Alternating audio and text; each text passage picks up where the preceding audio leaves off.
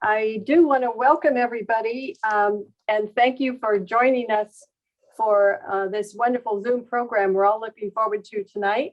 And if you are members, we welcome you. And if you are new folks that are not members, we welcome you as well.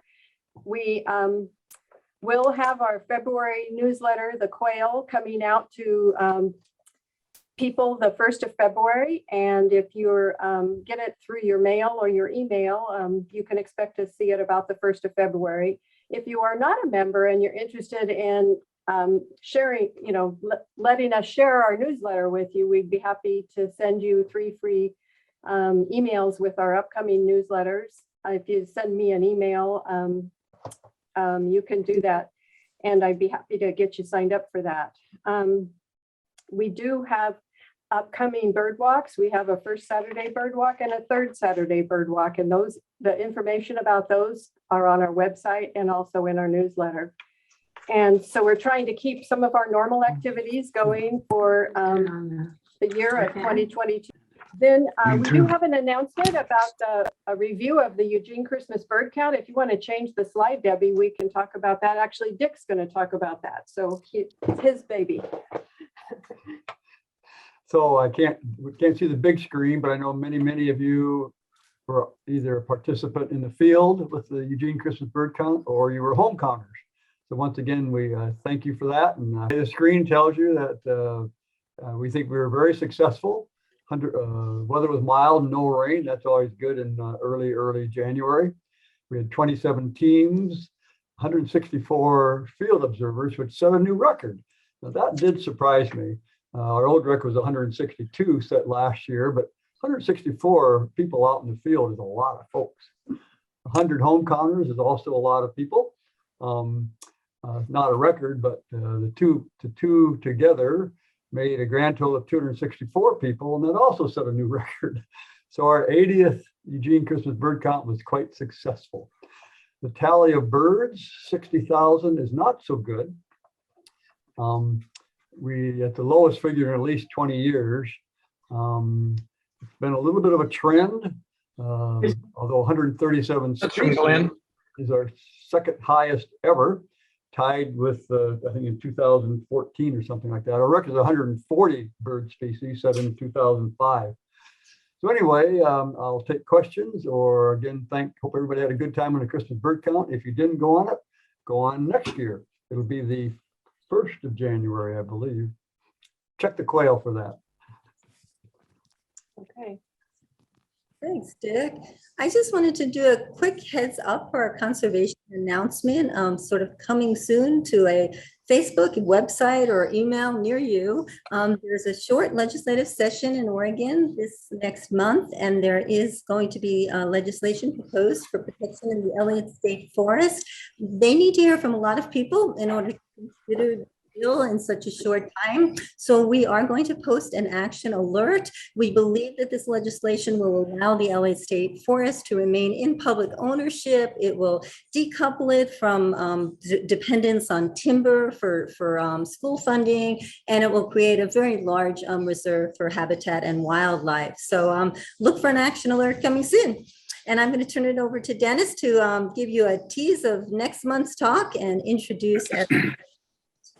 Yeah, next month, February 22nd, we're going to have Viera Thompson back.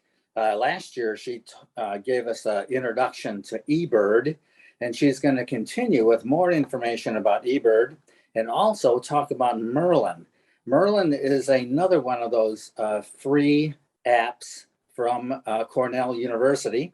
Merlin has a lot of abilities. It can identify pictures of birds. It can also identify sounds of birds. And so it has a lot to offer for us birders when we're out trying to figure out what it is that we're listening to. So it'll be a good introduction to both of those, and there'll be a lot of time for questions. So be sure to tune in next February 22nd and learn a lot more about the kind of things we can do right from our. So next, I want to introduce our speaker for tonight, Pepper Trail. Now, I could spend a lot of time talking about Pepper Trail and all the things that he's done, all of his accomplishments. He's got a PhD from Cornell University, He's got a master's degree from the University of California at Davis. He's got a bachelor's degree from Cornell University. He's written books. He's a poet. It's a lot of times you think, forensic ornithologist. He's got his head, working with tables and graphs and all sorts of things. He's also a poet and an author. He also has a web page called Feather Atlas of North American Birds. You can go to that and learn all about feathers, how to identify feathers and that sort of thing. He's also written a book recently called For Love of Birds, Visions and Meditations. And he's going to tell us a little bit about that book before he starts his program. So I'm going to go right back to Pepper and let him get started. Take it over, Pepper. Thanks a lot, Dennis. Really glad to be here. We did have a little technical kerfuffle, but hopefully it won't affect things too much. I'll have to be asking Debbie to advance the slides for me, but maybe that will be a trip down memory lane for some of you. And we had to do that back in the old days when we had carousel projectors. So before I get into my forensic talk, I did just want to mention my new book, which is, let's see if we can get it in focus here. It's not wanting to focus. Oh, there we go. I don't know, maybe it's shiny. Anyway, it's called For the Love of Birds, Visions and Meditations. And it's a book of just absolutely amazing photographs by my friend from graduate school days, actually, Mari Reed, who is widely published in the Audubon Bird Calendar and Natural History Magazine and many other places, with my haiku poetry. We've been friends for a long time, and she knew that I wrote haiku. And about a year and a half ago, she suggested that we put those two things together into a book, and we have done that. Unfortunately, these pictures aren't going to come through. It doesn't seem like. Trying to see if, I think it must be that they're too shiny. Oh, there we go. Maybe you can see. I feel bad. Oh, there we go. Okay. A beautiful pair of courting stilts, black neck stilts. And the accompanying haiku is, "Oh, to be a stilt, such entanglement of legs, such acute longing." So I won't try that anymore because the photos aren't really coming through. But if you go to the website, which is loveofbirdsbook.com, you can see some examples in actual good resolution and appreciate the great photos, and also order a copy if you're interested in purchasing one. Okay, enough commercial. If we could get, is the screen sharing on? I can't, for me, I just see myself. Can people see the Yes. slide? Yes. Okay, thank you. Okay, maybe, Debbie, could you turn the spotlight off so I can see the screen? That will be more helpful to me than seeing my own face.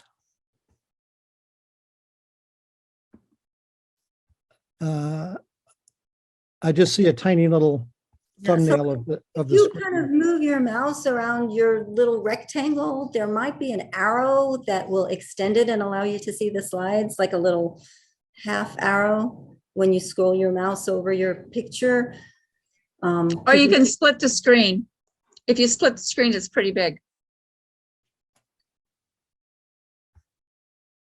Well, yeah, I mean, we can all see it, so it sounds like maybe Pepper is collapsed. Yeah, okay, I'm doing it. Okay. Great, excellent. This will work. Okay. So this talk is about my career as a forensic ornithologist, a very strange, very small subspecialty of ornithology, which I never in a million years thought I would end up doing. I began my career as a field ornithologist. I did my PhD on a rainforest bird in Suriname, the Guianan cock of the rock, which forms leks like sage grouse do. And I studied that for about 5 years. But when I came back to the States through a series of happy accidents, I ended up in Ashland, Oregon, which is where the National Fish and Wildlife Forensics Laboratory is located. And I'll be talking a lot about that facility, but it ended up that I was able to get a position there as a forensic ornithologist. So what is a forensic ornithologist? Well, it is a person, in my case, it's a person who identifies evidence in wildlife crime investigations when the evidence is bird remains. So I used the physical characteristics of the birds to make my identifications. So I became an expert in identifying feathers and also bones and birds from all over the world. So basically, if the victim of wildlife crime was a bird, I identified the victim. Next slide, please.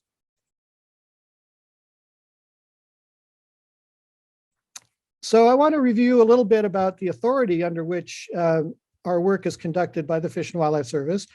I did retire on January 31st, so I'm a new retiree after 23 years at the lab, but I'll probably be talking about it as if I still work there because it's all very new to me.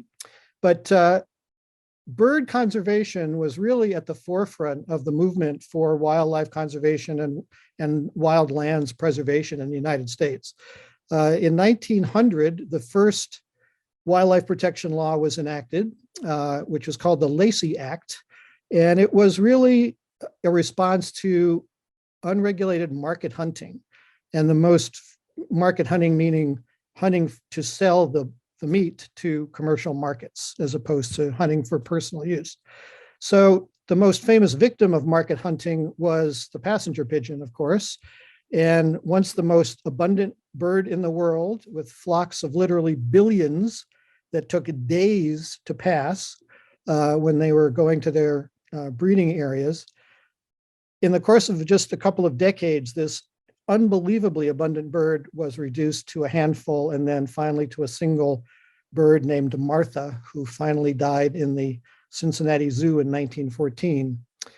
So really that story made it undeniable to people that human activity could cause extinctions, which up until then was thought to be almost impossible, especially for such an abundant species. And the Lacey Act was put in place to try to regulate that. And this was followed in 1903 by widespread outrage over the plume trade. And you see the egret there, the great egret in the lower right, spreading its display plumes, which are called aigrettes, which were very much in fashion for ladies' hats in the early part of the 20th century. And Theodore Roosevelt, whose picture is there, was outraged by this trade. As many of you probably know, he was a big hunter, a big game hunter. So he certainly was not against killing animals, but he was against wasting animals. And to collect the feathers, thousands and thousands of these birds were slaughtered and their bodies were just left after they yanked out the few egret plumes, which were the reason why they were killing the birds. And that offended his sportsman sensibilities. This is also the reason why the symbol of the National Audubon Society is the egret, because it was founded at that time in response to the trade in bird plumes. Next.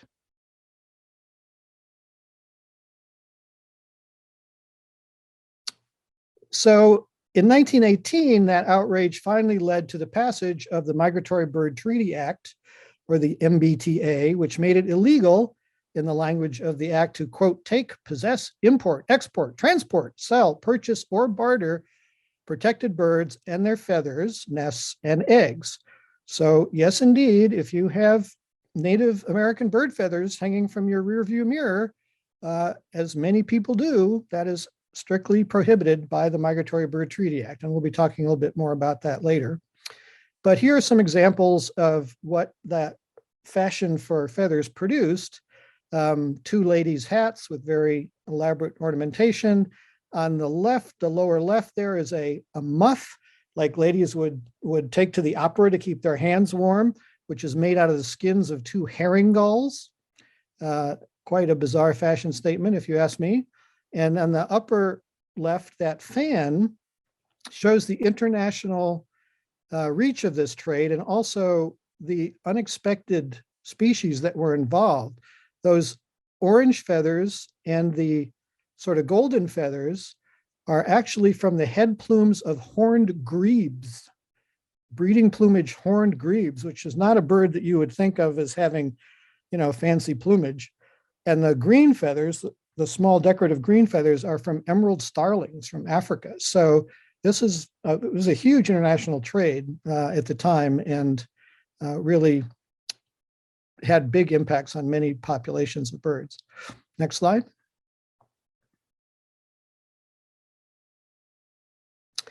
So trade in the feathers of protected birds was not eliminated by the Migratory Bird Treaty Act, and it does continue today.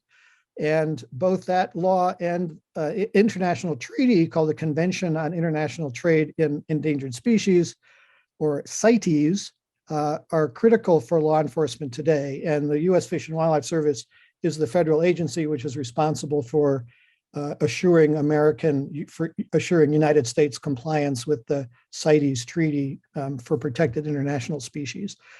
So I'll be getting back to all of these examples later on in the talk. Next.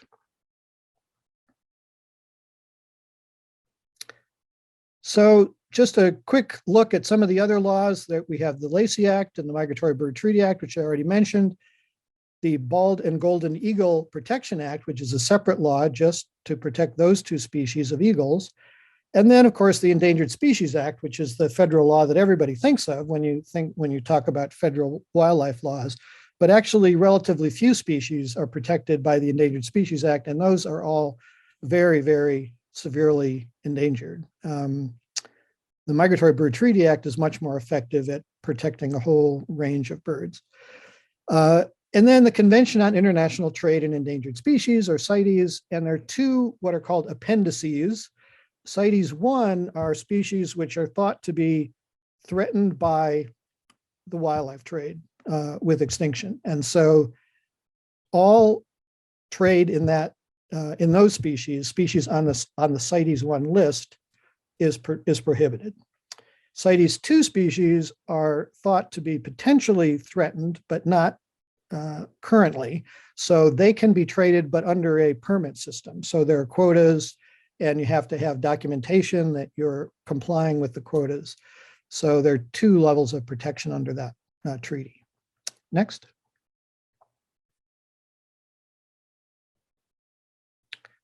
So the part of the U.S. Fish and Wildlife Service, which is responsible for all of this law enforcement activity, is the Office of Law Enforcement.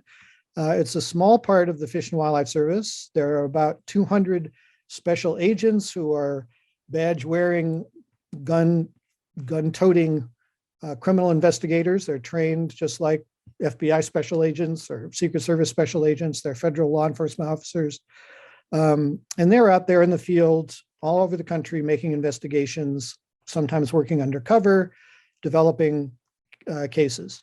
And in addition, we've got about 180 wildlife inspectors who work with customs at ports of entry, like airports and seaports, to regulate and the trade in wildlife, some of which, as I said, is legal, to make sure that the trade that's happening is legal, and if it is not legal, to intercept it and to send it to the laboratory for identification if that's necessary. Next.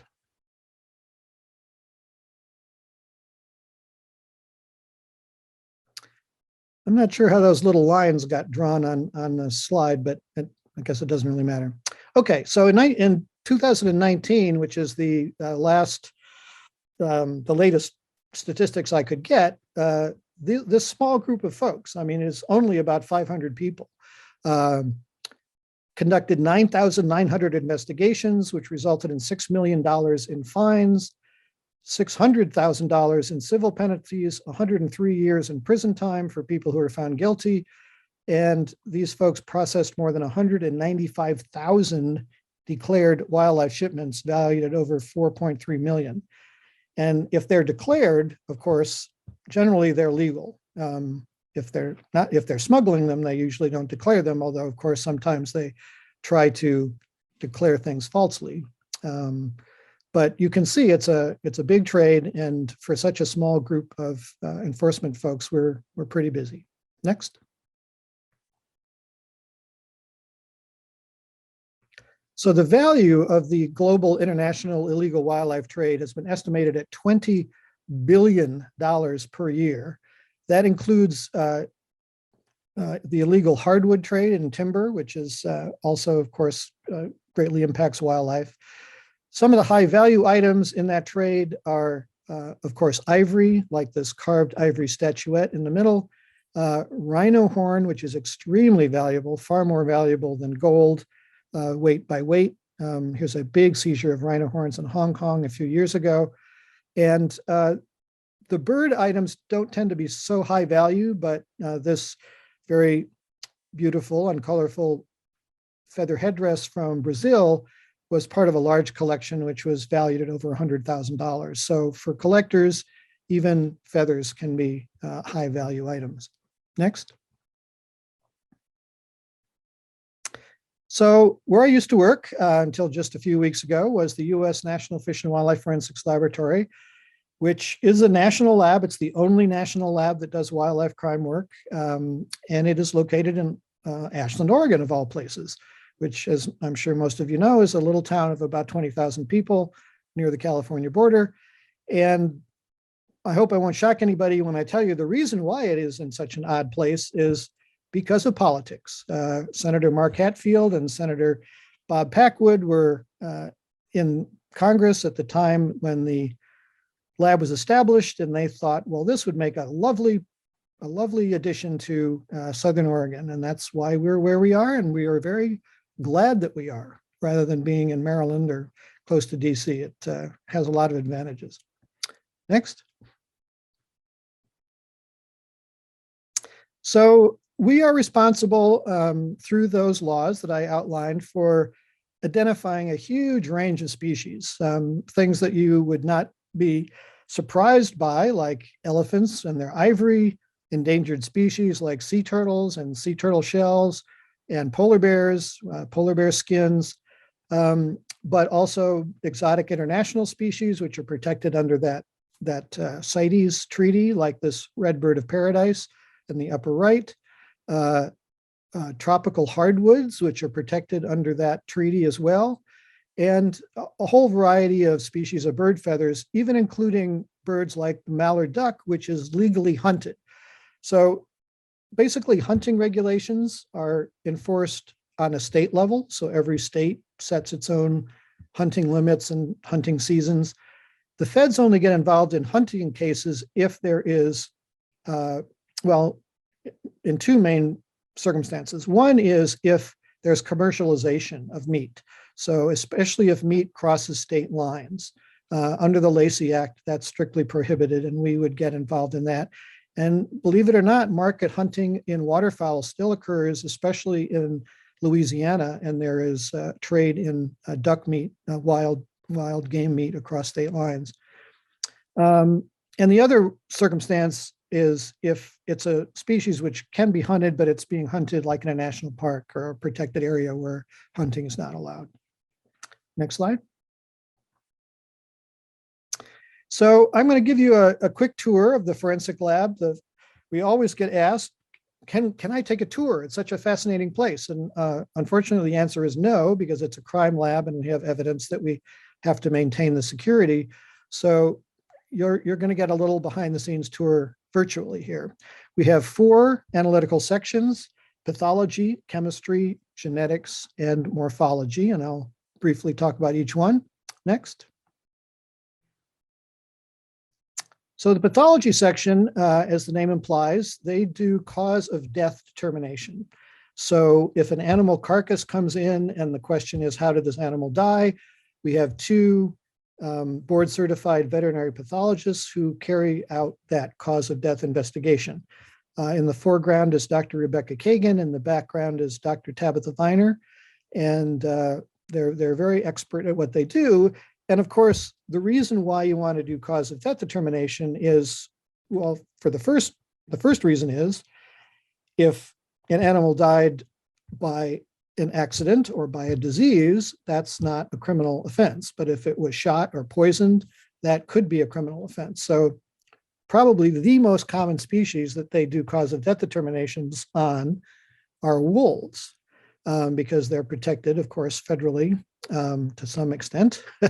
These days, a lot of them are protected at the state level. But if one wolf kills another wolf, which does happen, then it's not a crime, of course. If it's hit by a car, it's not a crime. If it dies of disease, it's not a crime. But of course, if it's shot or poisoned, then there is a violation. So this is the first step in an investigation often. Next slide. So they do a lot of work with birds as well. This is a dead immature bald eagle. Next. And so we do x-rays, we determine cause of death with that. This is an x-ray of that bird showing it had shot in its body, both steel shot and lead shot. Next slide. And they're also very good and expert at documenting the signs of electrocution. So in that lower picture is the toe pad of an eagle with the skin has been broken open by the force of the electric current, by the power of the electric current, has created that lesion. And under the Migratory Bird Treaty Act, power companies that don't protect their lines when there's a known threat to protected species are liable for retrofitting those power poles. It's not a criminal liability, but it's a civil penalty to render those that cause of mortality to take care of it, so it doesn't happen. So by documenting these kinds of injuries, that gives Fish and Wildlife the ammunition it needs to make sure that those kind of retrofitting activities get carried out. Next. So here's just a summary of some of the work that they have done over the years on birds, causes of death, CODs, poisoning, 34% of deaths, gunshot, 27%. And this is just the unlawful ones. This doesn't count, disease or trauma, accidental trauma. So poisoning and gunshot are the biggest, followed by oil and contaminants, electrocution, lead poisoning, and then a whole variety of other possible causes of death. Next. And then there's the chemistry section. It's a little bit hard to take an exciting picture of chemists at work, nothing against chemists, but here we have Pam McClure, one of our chemists, doing some chemical work with some chemical equipment. You can tell I'm not a chemist. And in recent years, when the lab began, the chemistry work was mostly identifying poisons and pesticides. But in recent years, the technology of chemical analysis has grown by leaps and bounds. And our lab really is at the forefront of using chemical profiling to identify hardwoods, tropical hardwoods. And as you can imagine, having just a piece of wood or even an object made of wood, like a guitar or a fancy piece of furniture, which is made out of a protected hardwood, it's not easy to identify that species unambiguously. And of course, you have to have an unambiguous ID to make a case in court, because there's no leaves, there's no flowers, there's no fruit, there's no bark, and there's really no DNA either. In heartwood, it's almost all lignin, almost all a protein. So there's no DNA except in that cambium layer of a living tree, and that's all gone in a processed piece of timber. But they have found that they can make a profile, almost like a fingerprint, of all of the different secondary compounds, the oils and the resins in the wood. And with some very high level statistical analysis, they can unambiguously ID these trees. And it's been a huge advance in our ability to intercept that very, very damaging and financially lucrative trade. Next. And we're also using chemistry in some other novel ways. We're working with a chemist at the University of New York, State University of New York at Albany, to look at macaw feathers using this same profiling technique. Next slide. So if I have a whole macaw, or if I have even the wing or tail feathers of a macaw, I can identify it just from those characteristics. But if you just have, for example, red body feathers, like in that upper left picture, next slide, there are two species of macaws with red body feathers, which just popped up there, the scarlet macaw and the red and green macaw. So by looking at the chemical profile of those feathers with this DART machine, this mass spec machine, we can get different clusters of profiles, as you can see there on the little dot graph. And again, with some pretty heavy duty statistics, which I don't pretend to understand, Dr. Musa can determine which of those two species it is, even from very small fragments of feathers, in this case, scarlet macaw. So this is a pretty exciting cutting edge technique that we're working on. Next. And then there's genetics. Devoted watchers of CSI and all of those kinds of shows will, of course, think of genetics as the be all and end all of forensic technology. And genetics is extremely valuable and important tool for us in wildlife law enforcement as well. Next slide. So, for example, if someone sent us a whole elephant to the lab, we would have no trouble telling an Asian elephant from an African elephant. There are many differences between them, no problem. But, next slide, if someone sends us a little tiny ivory carving like this netsuke, this kimono object that is used in tying a kimono made out of ivory, well, it's much more difficult to tell if it came from an African or an Asian elephant, and they are actually protected at different levels under the International CITES Treaty. So it is important to know which species is involved, and that's where genetics comes in. With just the appearance of the ivory, we can actually tell if it's elephant ivory or walrus ivory or sperm whale ivory or warthog ivory or hippopotamus ivory. We can tell it's elephant, but we can't tell if it's Asian or African. We can even actually tell if it's woolly mammoth. And there's a lot of woolly mammoth ivory actually out there because of the melting of the Siberian permafrost has exposed a lot of mammoth tusks. And those can be legally carved and sold because, of course, woolly mammoths are extinct and we can't hurt them anymore. If we succeed in doing a Jurassic Park thing and bringing them back to existence, then it will be illegal, but that's for another day. Next slide. And another thing which DNA can give us, which really cannot be done any other way, is individualization.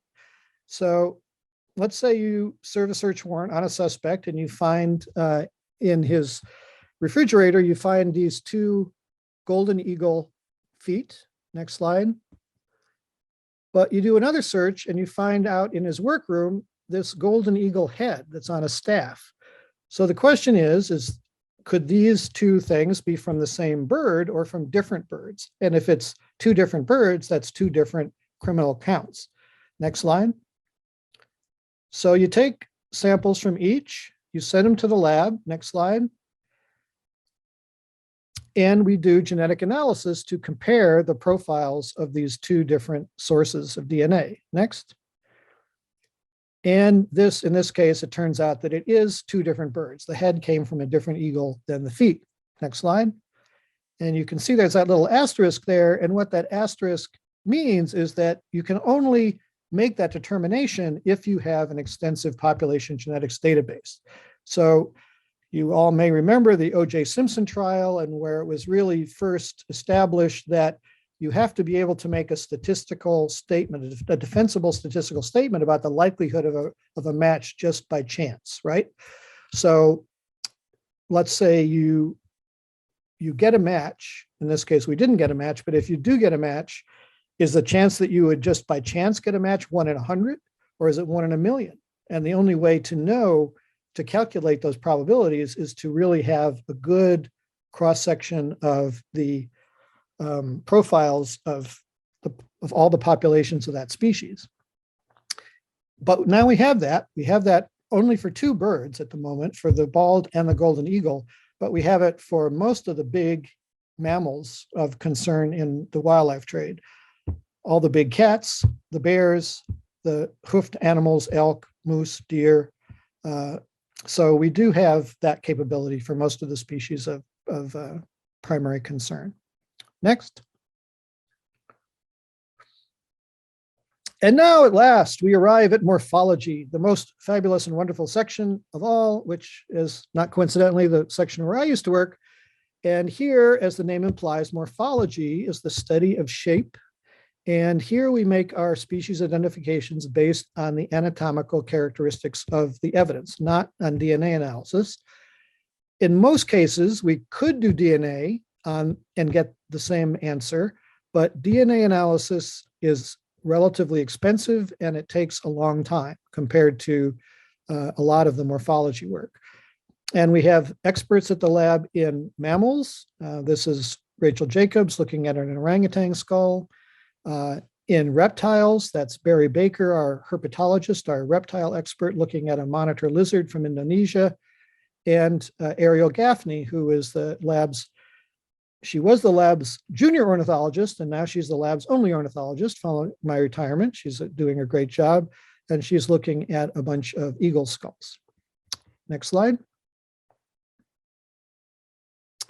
So in order to make our IDs, of course, we have to have a collection of verified reference specimens, just like you would have in any major museum, like the Smithsonian or the American Museum or the California Academy of Sciences.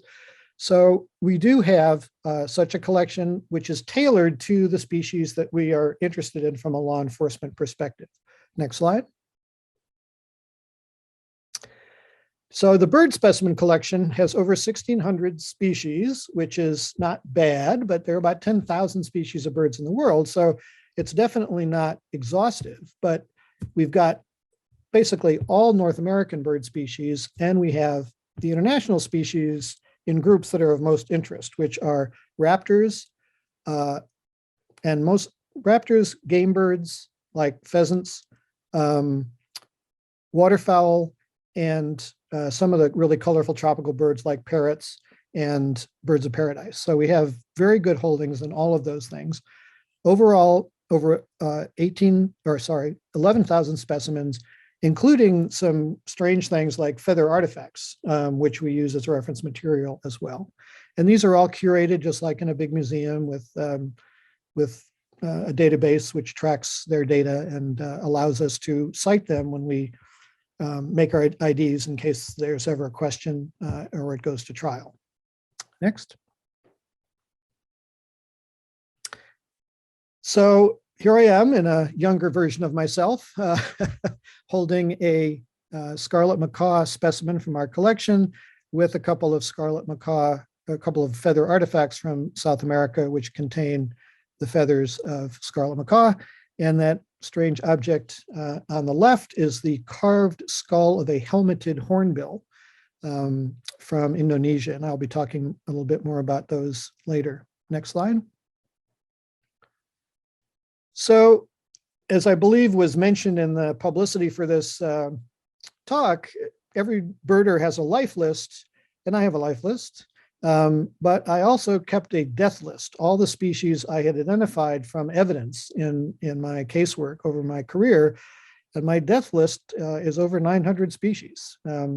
Fortunately, my life list is still quite a bit bigger than that. It'd be very discouraging if I had a bigger death list than life list, but of all of the, one thing I was a little bit worried about when I first took the job is, well, is this job going to be going to get kind of boring? Is it going to be kind of the same thing over and over again? Well, I didn't have to worry about that. Not only did I look at 900 species, but basically every kind of bird, every order of bird that you can imagine, from ostriches to penguins to, the strangest tropical passerine groups I saw in my casework. But there were definite groups that were definitely predominant. And you can see from this pie chart that the songbirds and the birds of prey, the hawks, eagles, and falcons, together were about half of the casework. And then everything else was a smaller slice of the pie. But surprising numbers of shorebirds, woodpeckers, herons, and allies, just a lot of variety. Next. So the types of evidence that I looked at was also extremely varied. General categories included whole and partial carcasses, oiled bird remains, which we'll talk about, skeletal remains, like in this photograph here. I'm looking at a whole collection of breastbones of birds, feathers, skins, and hides, and crafted items, items which used feathers or other bird parts as elements in a manufactured object, like a feather headdress or a necklace with bird parts. Next slide. So I have been the subject of a couple little articles in National Geographic, took some pictures of me a few years ago, and this is what, you know, they showed me doing. I'm all, even my bald head is all polished up for the cameras, and I'm in my nice white lab coat, and I'm looking at these beautiful exotic feathers, and it's so clean and wonderful. So that's kind of the public persona. Next slide. But this is more like what I really do. This is a lot of the evidence that you look at in wildlife crime. You will not be surprised to know is very sad, and it's also often quite disgusting. So what I have in front of me here is there was a gentleman who had a catfish farm in Texas, and great blue herons were coming in and catching his catfish, and so he took it upon himself to shoot quite a number of great blue herons, and then he stuffed their decomposing remains into trash bags, and then he burned them, and then he stuffed those remains into trash bags, and we got the trash bags of these half decomposed, half burned great blue heron carcasses. And you can, if you look on the sort of the right side of the picture, you see the sort of triangular shapes there, right? I think Debbie's pointing to them. Those are the skulls. So I had to dig through all of this mass of feathers and rotting flesh and bones and pull out bones, or pull out the skulls, because that was how I could verify how many individual birds were in this assortment. And it was not a fun afternoon, I can tell you. Next slide. So let's look at some of these different kinds of evidence. So the live bird trade is unfortunately very much alive and well.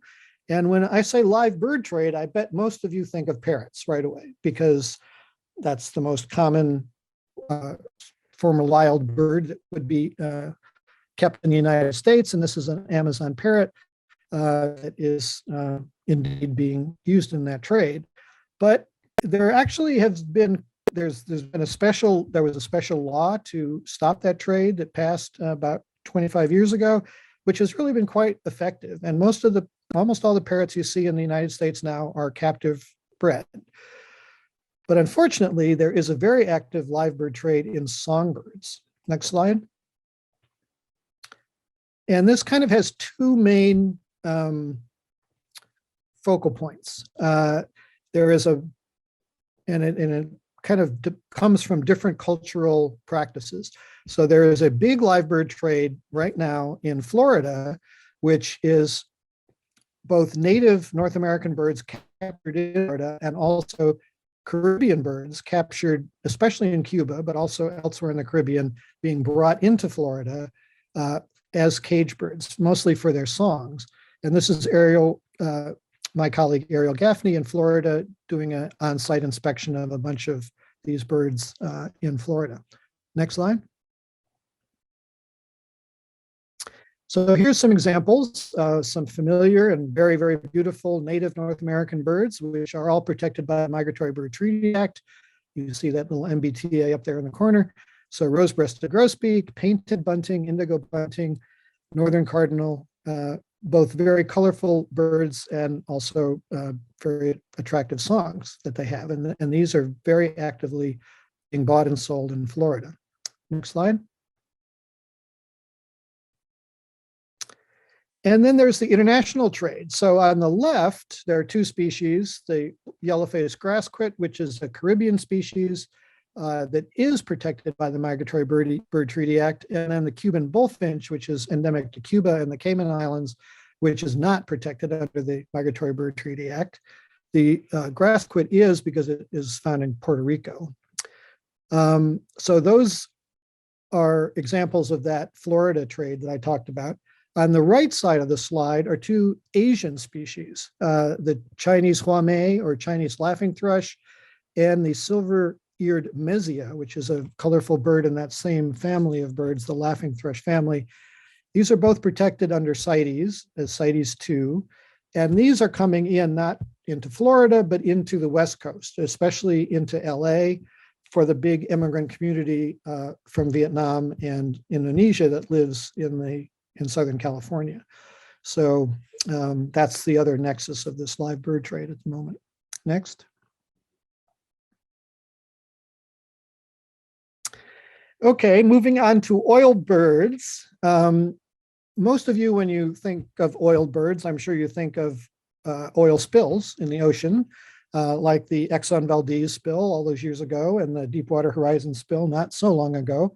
And these very, very sad, heavily oiled pelicans are from that Deepwater Horizon spill a few years ago. And that is a very serious problem when it happens, for sure. But much less recognized, but probably even more serious a problem, is oil pits. So when oil is produced out there in the land, it often occurs these days that fluids are injected into the ground to force the oil out. So this happens in fracking, of course, but it also happens just in non-fracking kinds of oil production. And those waste fluids are then separated out from the oil because they're not valuable. And sometimes they're pumped back into the ground, but often they are just pumped into open, exposed pits or ponds. And of course, to a bird, especially in the arid areas which much of the oil production occurs in, this just looks like water. This looks like a pond to land in if you're a water bird, or to drink, or to feed around, because they also can attract insects. And birds get stuck in this toxic goop. Next slide. So I did a big review of this a number of years ago, and from our evidence, this is a cardinal, a dead cardinal, and horribly mummified in oil. I identified 16 different orders of birds, 38 different families of birds, 172 species of birds that were identified dead in these oil pits. Next slide. And there was no real common denominator. The top 5, the most common species found: northern mockingbird, lark bunting, barn owl, greater roadrunner, Pyrrholoxia, which is a desert relative of the cardinal. And so we've got insect-eating birds, we've got seed-eating birds, we've got predatory birds, we've got the roadrunner, which is like a lizard-eating bird. So ecologically, it spans the range. And I concluded that really any bird that is in the environment where they encounter oil pits are at risk of dying in oil pits. Next slide. And my paper estimated that between 500,000 and 1 million birds are killed every year in these oil pits, based on my literature review and my own work at the lab. And this is still the number that's cited when people are talking about this problem. And to put it into perspective, the Exxon Valdez, which was a huge disaster at the time in Alaska, was thought to kill 300,000 birds, which was terrible, of course. But this is like minimum an Exxon Valdez spill every year in terms of killing birds. So Fish and Wildlife has made a big effort to try to stop this problem by sending these oil birds to the lab where they could be identified, and then they could use that data to compel the oil companies to render the pits inaccessible to wildlife, either by covering the pits up, putting the fluids into closed tanks, re-injecting them in the ground, or other means of making sure that wildlife couldn't get access to them. Next. But I do ignore green energy, so-called either. So I'm sure some of you may have questions about it. Solar power and wind power both do cause direct mortality of birds. This thing in the upper right is what's called a power tower solar array. So all this, it's absolutely huge. It's like, I remember, it's like a mile across something. I mean, it is immense. And all of these mirrors are focusing their beams on that central tower. And that central tower has a water tank in it. And the solar flux, the energy from all of these mirrors boils the water and it runs a turbine. I mean, it's kind of an old-fashioned system, except that it's from solar power. But unfortunately, the solar flux from all these mirrors is so hot that when birds fly through it, it literally can burst into flame in the air. And so we did quite a bit of work on this very facility, which is called Ivanpah. It's in Southern California near the Nevada border, to document that this does happen, and there's not a whole lot you can do to mitigate that problem, but the solar panel farms, which are more common, are much less hazardous to birds, and so that is gave us a reason to advocate more strongly for those kinds of solar generation.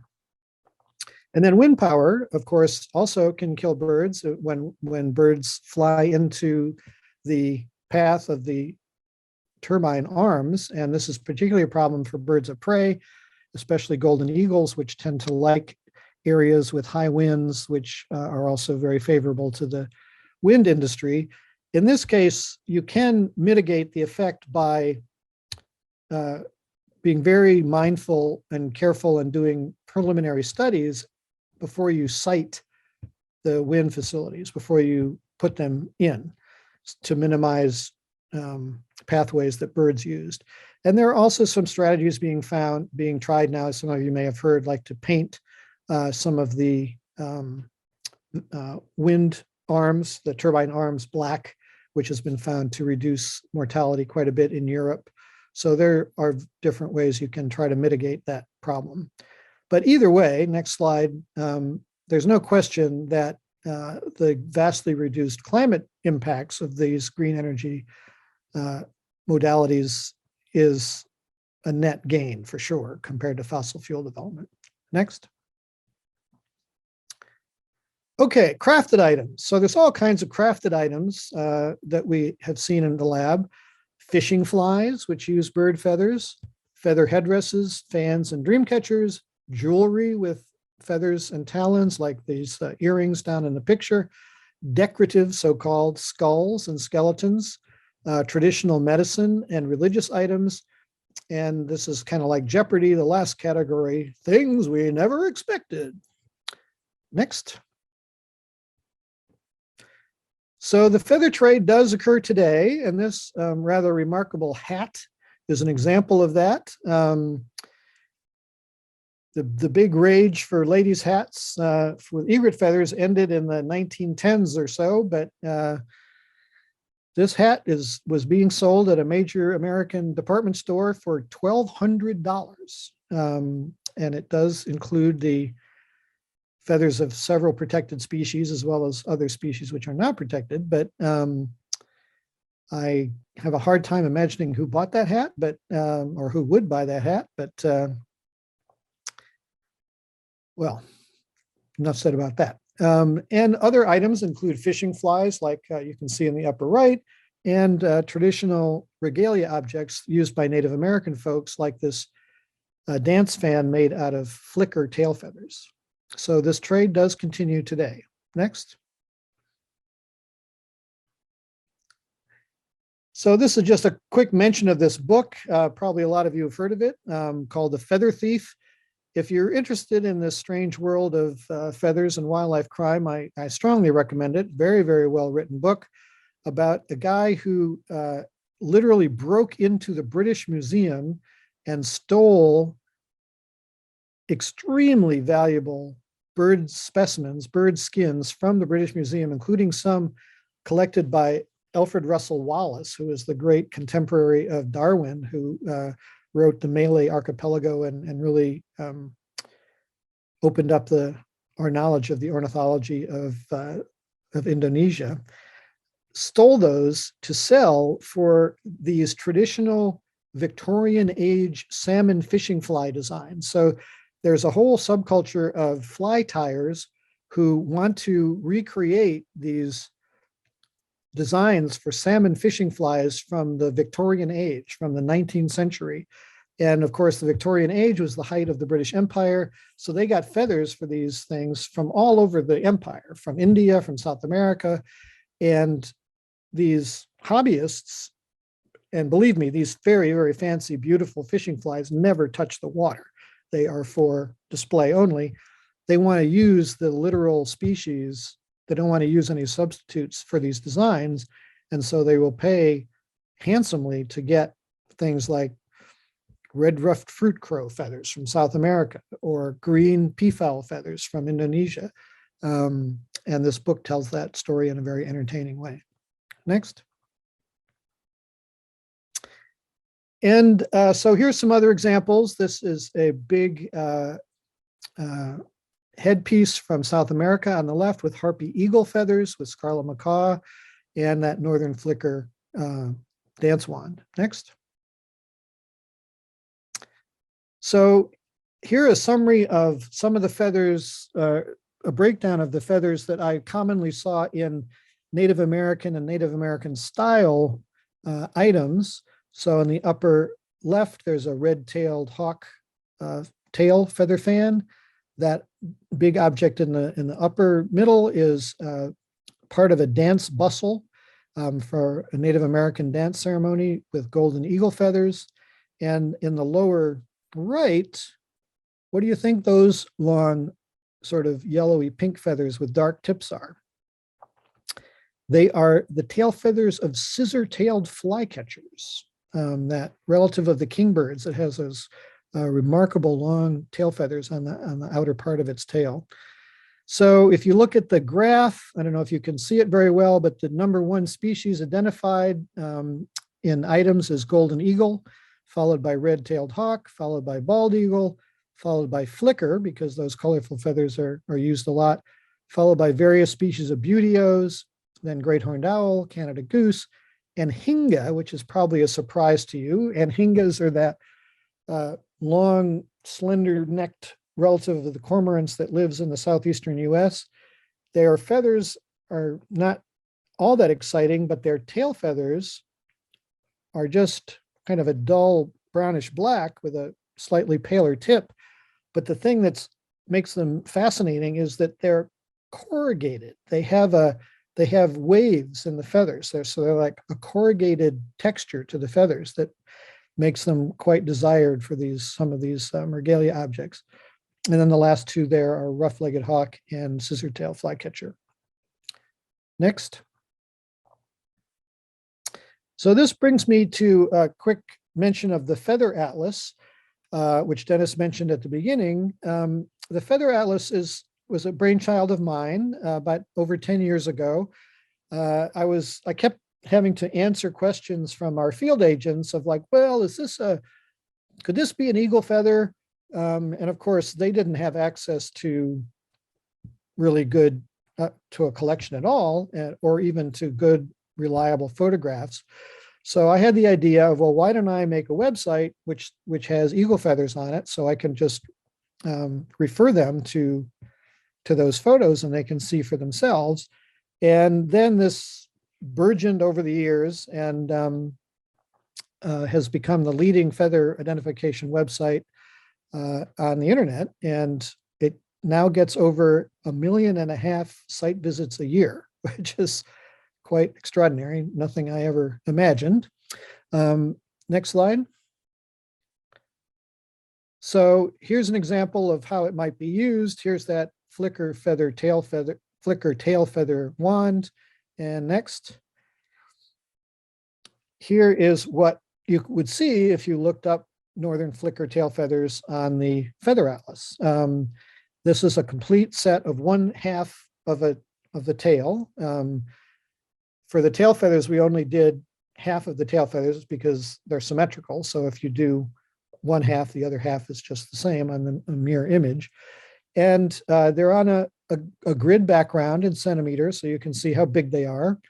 Next slide. And here's another example, this one on a blue background of all the primary feathers, the 10 primary or outer wing feathers of an adult golden eagle. Next. And if you would scroll down on the screen, you would see that there's also data. So under every scan, there is the specimen data, where the bird came from, if it's male or female, if we know that, if it's an adult or a juvenile, and then there are measurements of the feathers. So the total, you can figure it out by looking at the grid, but if you want a more accurate measurement, we've got it there for you, both the total feather length, including the quill part, and just the vein length, the part with the soft vein of the feather is that measurement is also there for you. Next slide.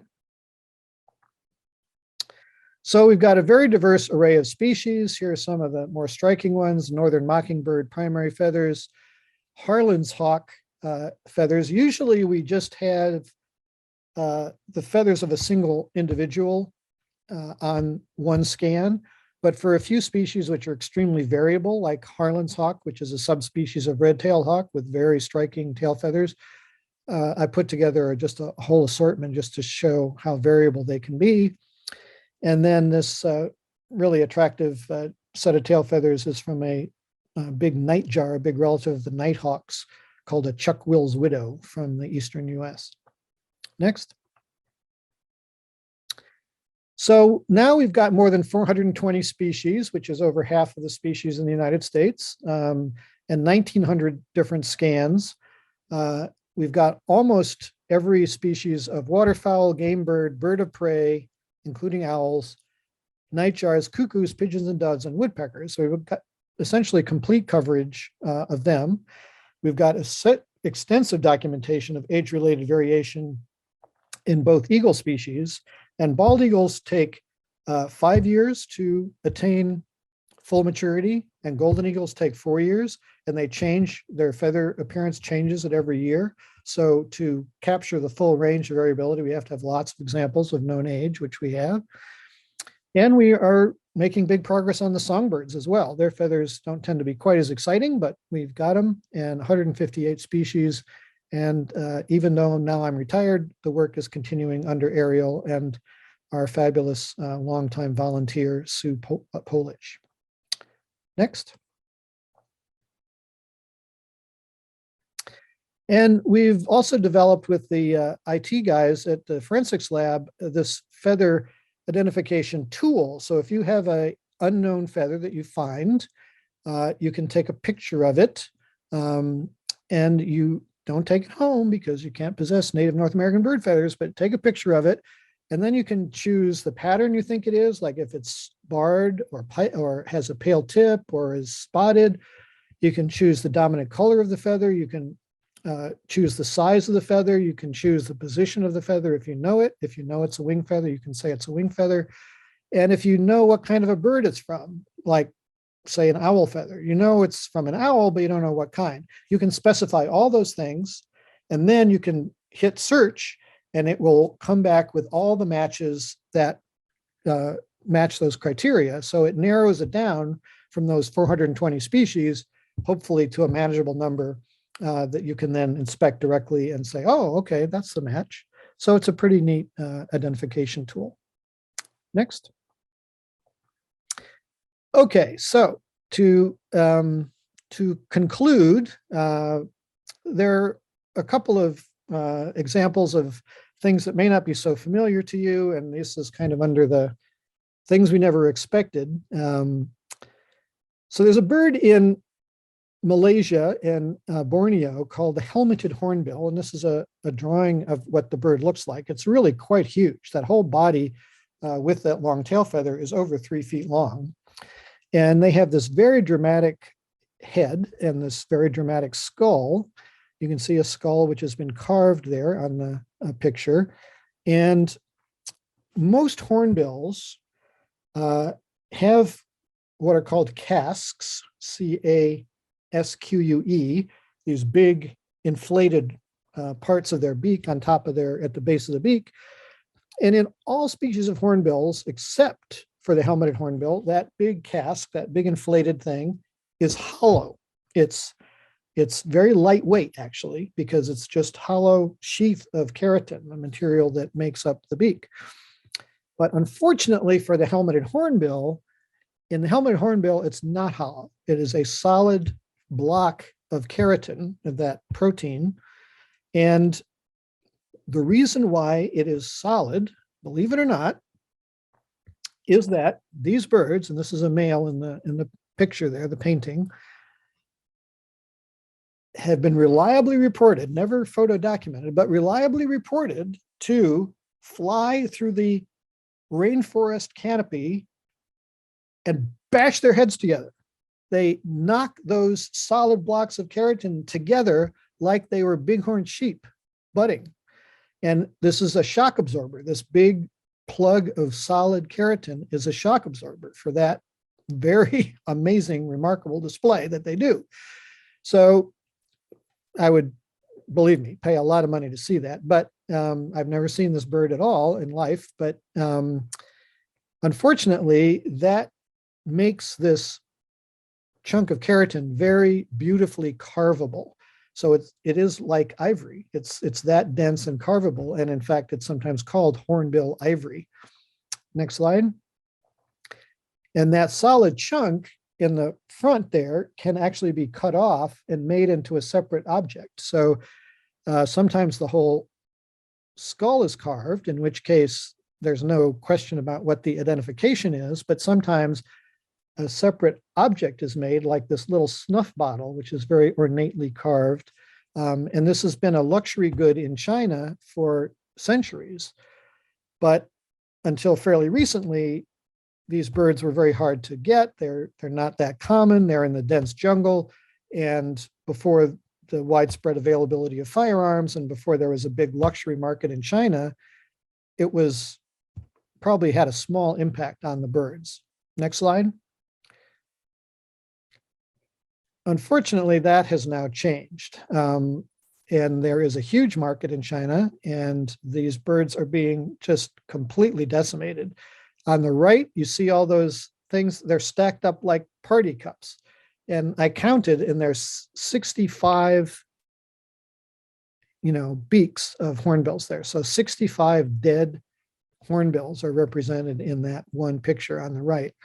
And these are long-lived birds. They have very slow reproductive rates. They just lay 1 or 2 eggs at a time. Like all hornbills, they have this very strange mating system where the female goes into a huge cavity in a tree and lays the eggs, and then the male seals her in. He closes off the opening of the hole with mud and saliva, and she is trapped inside the nest cavity for months, and he feeds her through the hole. So if she's in there with her eggs or with her young chicks, and the male hornbill is shot, not only does he die, but almost certainly the female dies, and absolutely certainly the reproductive effort fails. Even if she's able to break herself out and survive, the babies are not going to live without both parents being able to feed them. So this is not a species which can sustain commercial hunting pressure. And it's one of the most critical conservation issues right now for birds. Next slide. And then finally, to close, there is this very, very strange trade which we have uncovered in recent years. And this is a trade in hummingbird love charms from Mexico. And these things in Mexico are called chuparosas, which means flower liquor or flower sucker. That's their word for hummingbirds and for these hummingbird love charms, which have a very long tradition in Mexico, dating actually all the way back to the Aztecs. Next slide. And this bird this dead bird, hummingbird in the upper little pink wrapped package is a violet-crowned hummingbird. There's the live bird there. And you can see that printed thing. It's called the Oración de la Chuparosa, which means the prayer of the Chuparosa. Next slide. And this is what that says, translated into English. This comes as a package. So you buy this and this is what you get. O divine Chuparosa, you that give and take away the nectar from the flowers, you that give life and teach women to love, I come to you as the sinner. You have powerful fluids, so protect me and give me the powers to possess and enjoy any woman I want, whether it be a maiden, married, or widow, for I swear not to miss a single moment of worship. This prayer is prayed prostrate on his knees before the image of Christ, of Jesus crucified, with all devotion, taking in hand a pure lit wax candle and praying 3 Our Fathers and 2 Ave Marias. So this is that amazing and kind of wonderful mix of Mexican Catholicism and ancient beliefs. And if supposedly, if you have one of these chuparosas, you can have any woman you want. Next slide. So this is what they look like. You saw that wrapped up one, and when you unwrap those satiny threads, what you find is a paper tube, which is weighted down with some grit or sawdust, and inside is the body of a hummingbird with the head sticking out, just to kind of prove that it really is an actual hummingbird. They're just dried. So I would get these objects to identify. Next slide. And they come in various packages. Sometimes they come in that silk, the sort of satin thread wrapping. Sometimes they're in a little crinoline bag. And sometimes they're just dried bodies without any decoration at all, or maybe just some thread through the eyes so you can hang them up in a little altar kind of arrangement. Next. So this is not a small problem. This is a summary. You can't see all the details, I realize, but there are 820 of these that I have identified in my work at the lab, and 18 different species, including all the species shown on the right: ruby-throated hummingbird, Rivoli's hummingbird, violet-crowned, white-eared, rufous. In fact, every species of hummingbird that occurs in the United States, except for Anna's hummingbirds, have been identified from these chuparosas. The most common by far is the ruby-throated hummingbird. And that's particularly interesting because ruby-throated hummingbirds do not breed in Mexico. All ruby-throated hummingbirds nest in the United States, but they migrate to Mexico and spend the winter in Mexico. So all of the ruby-throated hummingbirds that we're finding in these objects are US birds that have been killed. And we believe all of these chuparosas are produced in Mexico. All the hummingbirds are being killed in Mexico, but then they are being brought back into the United States across the border for sale in like traditional Mexican shops like herberias and botanicos, where they have sort of traditional remedies. So, excuse me, we've worked quite hard to try to stop this trade and to stop the sale of these items. Next slide. But it's like the drug trade in that you have to reduce demand. You know, you can arrest the sort of small scale sellers, but if there is an underlying demand, if people really believe that these things are going to get them any woman they want, that there's going to continue to be this trade. So we've worked with Mexican colleagues to do some public education things. This is this in Spanish, or in English, it says hummingbirds are not good luck. It is bad luck to possess hummingbirds, and hummingbirds are protected. And then little X's. It is illegal to bring hummingbirds, chuparosas, or other amulets, parts, or products of hummingbirds into the United States. So we're trying to do this at the borders. Most people who bring these in actually have no idea that it's not legal, because it is legal, or at least quasi-legal in Mexico, sort of frowned upon, but not really illegal. So we need to educate both the sellers and the buyers that this is definitely an illegal practice in the United States. Next slide. All right, well, that brings us to the end. Sorry if it was a little long, but thank you very much for your attention, and I'm happy to answer any questions if people want to stick around. Feel free to speak up or write your questions into the chat and we'll get Pepper to answer them. I see one question in the chat, which I'll take while people are thinking. What do you think about Biden's plan to encourage offshore wind turbines along both east and west coasts? Well, I think that once again, the devil is in the details. My understanding of the wind turbines on the East Coast, which are much closer to being actually constructed, is that they're quite far offshore. And I know they've done quite a bit of preliminary work to try to identify areas where they're going to be less hazardous to birds. And, you know, it is definitely true that we need green energy sources to combat global warming, which affects birds, of course, as well as humans. So all in all, I sort of feel like it probably is something that needs to happen, but we need to do it in a very mindful way and to make sure we do the studies in advance to make sure that they're placed in areas to minimize their effects on birds and other wildlife. I'll just continue to take the ones in the chat for the moment. Is the Ashland lab the only forensics lab in the US of its sort? It's the only federal lab that does work on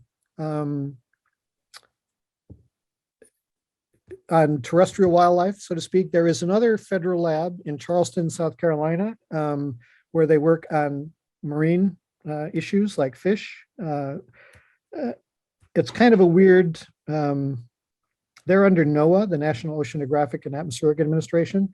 And some of you may know that the divisions are not always, they always seem that sensible.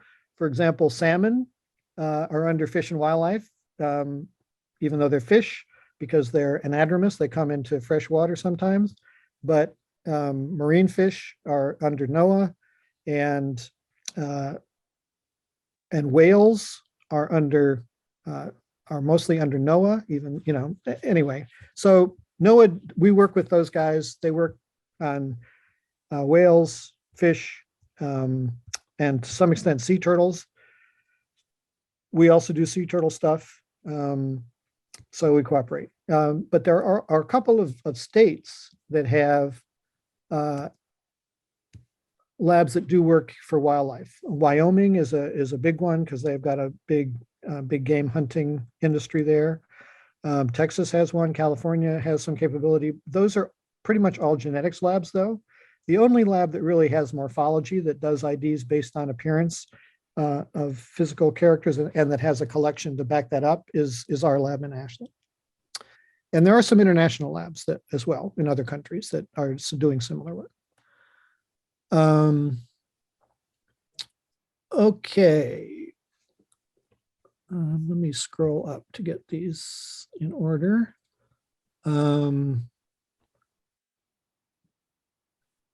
Is there any progress in making the oil pits inaccessible to birds? Yeah, there definitely is. We closed a lot of those when I was working heavily. I'll take a moment to digress. As many of you know, in 2017, under former President Trump, there was a decision made by the chief lawyer for the Department of the Interior that the Migratory Bird Treaty Act did not apply to incidental take. In other words, it only applied when you deliberately set out to kill a bird. If you accidentally killed a bird by the activities that you are conducting, like if you had an oil spill, for example, which you didn't mean to have, it just happened, and you killed tons and tons of birds, this new interpretation said that was not a violation of the Migratory Bird Treaty Act. Similarly, oil pits would not be a violation. Similarly, electrocuting birds on power lines would not be a violation.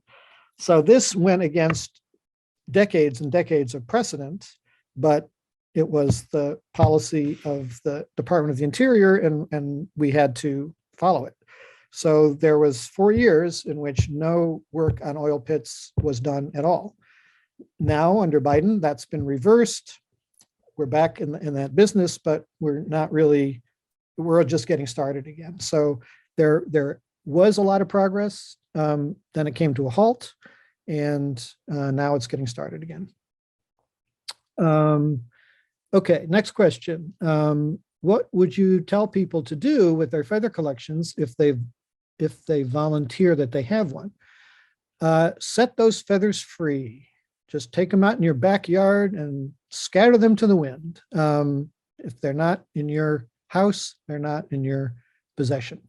Some schools would have a permit. You can possess them if you apply for a permit. And if you're an educational institution or you have some scientific reason to have them, you can get a permit. It's a fairly laborious process, but you can. If you can find somebody who has a permit who could use them for education, that would be fine. I think Debbie's waving her hand. She has such a permit, perhaps. Lane Audubon does, folks, so let us know. Okay, so there you go. But if you don't have that message, it's best just to turn them loose. I want to correct what Debbie just said. We have a specimen collection and we have a permit for that, but we do no longer have the salvage permit. We haven't maintained that. So we are not collecting any more specimens right now. Okay, so backyard it is. A somewhat related question, what would you recommend people do with inherited items like ivory, et cetera? Where can they be turned in? You can, the best thing would be to call the Fish and Wildlife Office. In Oregon, it's in Portland. You can find it you can find their phone number on the web, and you can ask them, you can tell them the situation, and you can arrange to have that turned in. There is a big facility in Colorado called the National Wildlife Repository, where they collect things like that or seized items after cases have been closed. So that's where that can go. Someone asked me, you do some heavy work. How does that weigh on you? Well, it definitely gets to you some days, like, that, for example, that day with the heron, or if you see, some of the hornbill items or the hummingbird items I talked about at the end. You just have to try to bear in mind that you are working to make sure this doesn't happen anymore. But I will definitely say that that's an aspect of the job I will not miss at all. I much prefer living birds, and in fact, during my career, I lead international birding trips sometimes on my vacation time, and I really look forward to going out and just seeing the abundance of life, to remind myself that there was still such abundance out there, because some days my workers and I would just look at each other and say, like, how is there anything still alive? I mean, it just seemed like there was so much coming in. Pipper, I think, aren't you leading a group at Summer Lake in June? You do those kind of things. And I think that's really interesting. And is something you do fairly often, or is this just a one-time thing? The Summer Lake thing I do every year. I'm a board member of an arts and sciences organization out there called Playa, which is right on the border of Summer Lake. Yep.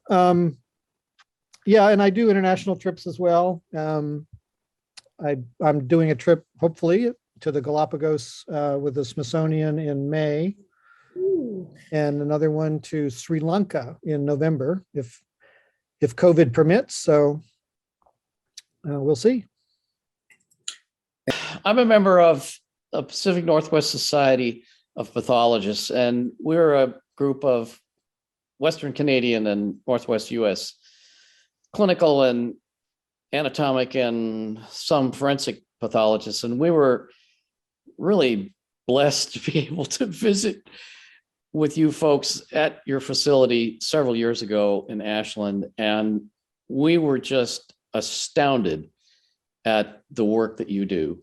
And we just can't thank you enough to this day for your dedication. And I mean, it's just absolutely awe-inspiring. And your forensic techniques, I mean, I'm sure we all learned and borrowed something from that. And what you've been able to accomplish is just absolutely incredible. And thank you very much. Well, thank you very much. Yeah. Yeah, I think we all echo that too. It's been very good. I didn't realize you had already retired. I just think back on all the years you must have put in, and we're really thankful for that, and hope that the people that carry on in your place will do as well as you have. Yep, I'm sure they will. I was, one thing I really wanted to make sure of was that I had a good period of overlap with the person who would replace me, because a lot of the things that we do at the lab are very idiosyncratic, and it's hard to, like, a lot of the little discoveries and the little tricks that we have learned, you can't really publish them. You know, they're not a sort of a scientific hypothesis driven thing. So it's hard to disseminate that knowledge, except one-on-one, you know, sort of a mentoring relationship. And I did have that with Ariel for over 3 years. So I'm really pleased that that worked out and that she's well equipped to go forward. So I do see a question, which is kind of an important one, which many people have. How do you and forensics labs deal with cultural tribal rights to retain protected bird parts? So the Native American folks definitely have recognized cultural and religious rights to bird parts and other products that the rest of US folks do not have.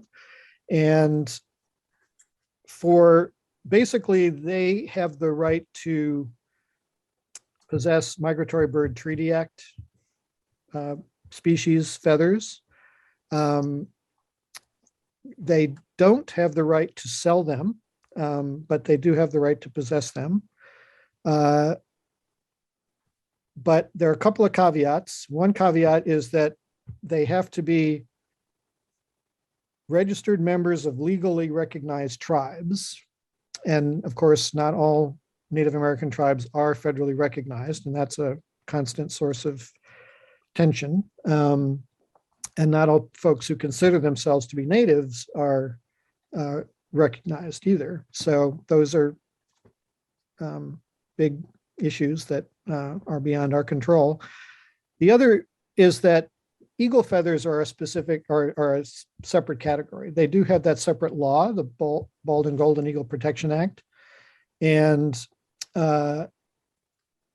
to address the legitimate cultural needs of Native folks to possess those feathers, in an attempt to do that, the Fish and Wildlife Service has set up a thing called the National Eagle Repository, which is outside of Denver. And all bald and golden eagles, which are found which come into federal possession, however, are supposed to go to that repository unless they're so decomposed they can't, or unless they've been poisoned and they're not safe.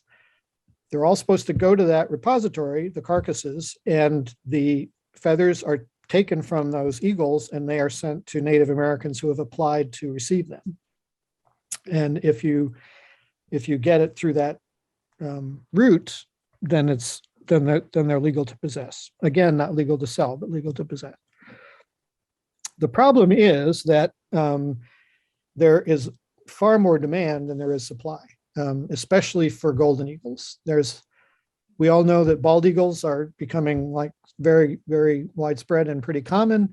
So there's plenty of bald eagle feathers to meet the demand, but golden eagle feathers were traditionally more important to native societies, and there's not enough of them. So if, for example, you want a whole subadult golden eagle, which is the most desired thing, there's a waiting list of years to get that. So it's an attempt to meet those legitimate cultural and traditional needs, but it's not a perfect system. Well, thank you very much, Pepper. This has really been good, and really appreciate you going through all the methods we had to do to make this all work. And thank you, Debbie, for putting this all together at the last minute. It was quite a juggling act. It's going to be fun for me to put this onto a YouTube video. I'll try to cut out a lot of things that aren't necessary and put together a nice video. So I'll send you a link to that, Pepper. So if you want to see this, you'll be able to see it anytime. Mava, do you want to kind of take over? And Yes, well, I think we should all, there's some people have dropped off. We had 91 computers during the bulk of the talk. So we had a really wonderful audience listening throughout. And those of us that are left, I think we should give our thanks and applause to Pepper, please, if you're there, unmute yourself. A